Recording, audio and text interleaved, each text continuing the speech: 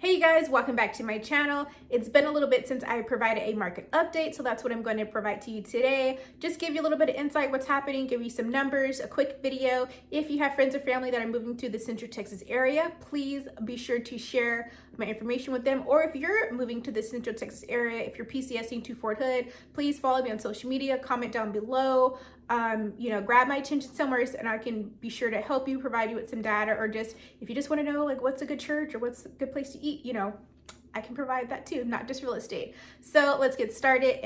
As always, like I've mentioned in previous videos, when we kind of go over these numbers and this data is usually going to be gathered from the previous month. So we're in October where we're kind of reviewing September's numbers because of course you got to wait till the month is complete to do all the calculations and all that fun stuff. So let's go ahead and start.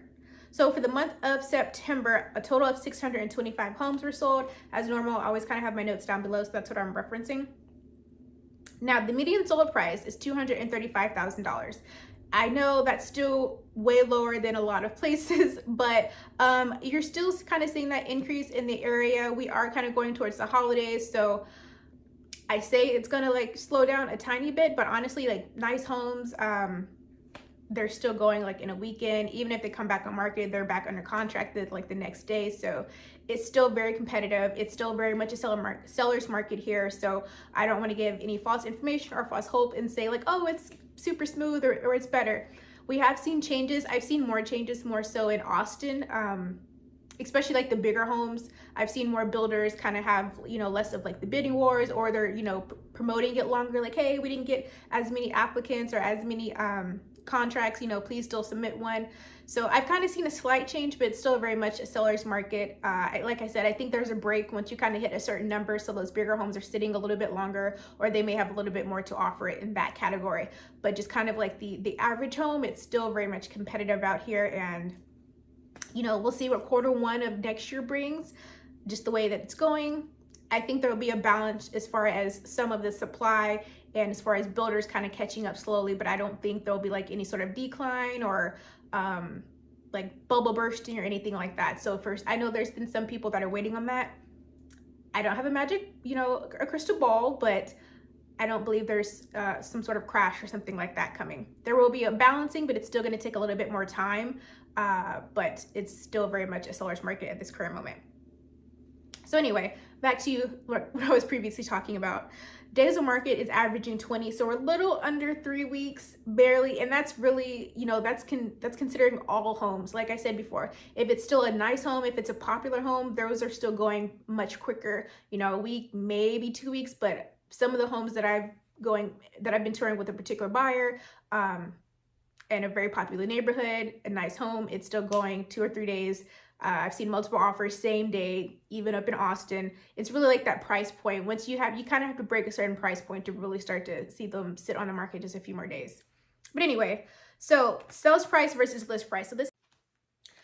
And just to kind of explain that a little bit more, the sales price versus the list price. So the sales price, the price the home actually sells for versus the price that the home is originally listed for, that is right now sitting at 101%. So they're still going over list price. Now 101% is, just a slightly over list price and it still depends on the home. If you ever decide to put in an offer on a home, especially if it's a popular home, or if you already know that there's multiple offers, you'll want to ask your agent and the agent should be doing this, but you'll want to ask them to kind of give you some sort of reference or guidance as to how much over the homes in that particular area are selling for. So if they pull the comps and they pull 3 homes and they're all and it's averaging 104% over list price, that's going to give you kind of a direction of where you need to put your offer. It doesn't mean that you have to, but it's going to give you kind of a guidance of what's happening in that area. As soon as I start to record. Okay. But it's going to give you guidance of what's kind of happening in the area and potentially how much you may want to put your offer in for. So things just to kind of keep in mind. If you're a square footage person, price per square foot is averaging $128 here. So to break that down a little bit more, for the homes that are 0 square foot, which is, none, to 2,000 square foot, the average sales price or the median sales price is $197,500. From homes for 2,000 square foot to 2,500 square feet, it's $296,000. So you see kind of a jump there. For the homes 2,500 square feet to 2,999 square feet, it's $335,000, and for 3,000 square feet and up, it's averaging $355,000. Now, what I think is kind of interesting is if you go to the sales ratio per those kind of categories. So if you have up to 2,000 square foot, the sales ratio is 269%. So that means those are going way over the ask price. From that 2,000 to 2,500 square feet, you have 208%. So we see it go down. 2,500 to 2,999 or 3,000 square feet, we see 121% sales ratio. And 3,000 and above, we see 105%. So at 3,000 and above square footage at 105%, which means that's what they're selling above list price. That's kind of what I'm talking about. That's when you see that break. It's a certain kind of, when you get to, you know, in this area, maybe $400,000, $500,000 homes. If it's Austin, it may be $500,000 to $600,000 homes. Once you kind of get to a certain area or a certain price point, that's when you see some of that break happen. Like, okay, you don't maybe have to put in, you know, a crazy amount over. It's going to sit in the market for at least a couple weeks or, you know, a week or whatever, just kind of depending on the house in the area. But that's what I mean is like when you'll see kind of that price, that break.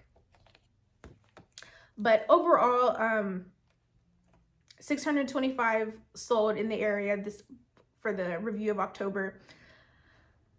Kind of like what I said, it's still very much a seller's market. It's really going to depend on the particular home that you're really interested in or the area, and that's when that agent is really going to come into play because they need to pull the data, because I'm giving you everything, but these are just averages. This is all the information, all the homes combined. But once you're interested in a neighborhood, a street, or whatever, you really have to dig down and kind of see what's the trends in that particular area. So I hope this information was helpful for you. Like I said before, like, comment, subscribe. If you have friends or family coming to the area, or if you're moving to the area, please feel free to reach out if you need any assistance with anything. And I will see you guys in the next video. Data. So if you have anyone or if yourself is moving, what's myself? What?